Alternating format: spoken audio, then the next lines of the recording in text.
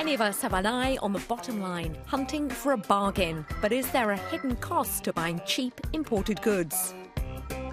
Industry faces unfair competition. The ceramic sector is risking a lot due to the invasion of India because they are exporting material under cost. We run the risk to have maybe the cleanest atmosphere with zero emissions, but zero emissions because we will have lost our industrial network. Hello and welcome to Business Planet. I'm in the Emilia-Romagna region of Italy, the heart of the country's ceramics sector, with a turnover of around 8 billion euros. But what happens if this industry is flooded with cheap imports? This ceramics cluster employs around 20,000 people.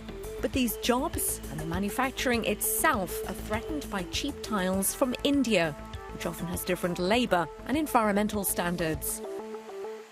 Just in few years, they get the 7% of market share in Europe, and they are just in the last year, they increasing more than 60%. The ceramics sector has been here before, with China. For China, Europe take the decision in the right moment, with the right taxation, and also very quickly. Today, China is not even 1% of the European market. But it was a different story for the tableware industry, which was overrun by ultra-low-priced Chinese products. There are really few companies in Italy and in Europe that they still produce tableware because most of the companies was destroyed. Trade defence instruments such as anti-dumping or anti-subsidy measures aim to protect European businesses against imports of goods into the single market at artificially low prices. Prices that are lower than when they're sold at home or even below their production costs. There's a new kid on the block.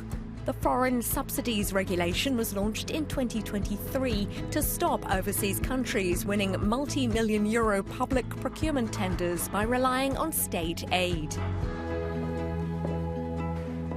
I spoke with Ines van Nyand from industry alliance Aegis Europe, who explained the playbook of so-called non-market economies.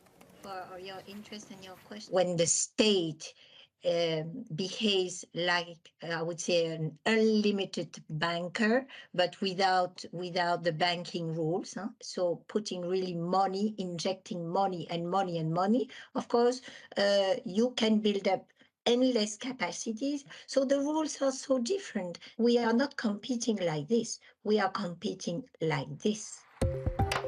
Anti-dumping style tariffs to protect Europe's electric bike industry were introduced in 2019, and imports from China dropped more than 80%. I'm in Heaton in the Netherlands, the world's cycling nation. This is Nyand, a third-generation family business that makes cargo and care bikes. Let's find out more.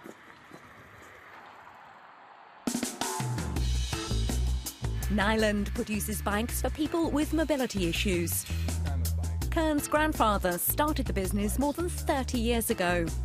He's a big believer in locally made products.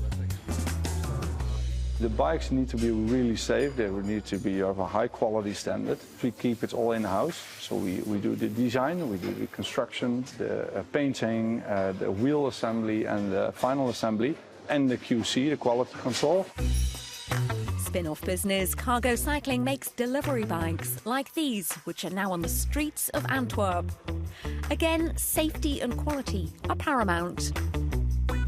These bikes are used as rough as you can imagine, but to be sure that they actually survive and that they're safe, we do a lot of testing. You've got to have good products in high quality. So protecting in the sense of setting norms and standards is going to be very important for the future of our industry.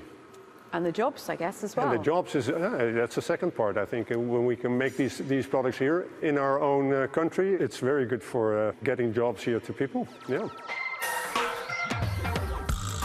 Whether it's bikes, ceramics or other European businesses, industries are clear on one thing. In order to survive and thrive, they need to be able to compete on a level playing field. See you next time on Business Planet.